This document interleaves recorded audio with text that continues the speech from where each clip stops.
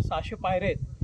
600 पायऱ्या गेल्यानंतर वरती कोराईचं मंदिर, महादेवाचं मंदिर, गणपतीचं मंदिर, 2 तळे आहेत आणि आता किल्ल्याचं काम चालू आहे. आणि आज हा माझा ट्रेक सकाळी मी 9:15ला सुरू केला होता. आता जवळजवळ 11:15 झाले संपवला. आता मी एप्रिलपासून जवळजवळ तिकोना केला, नंतर तुंग केला, नंतर घनगड किल्ला केला, इकडचा मुरगिरी केला आणि ह्याला कोरेगड करतोय.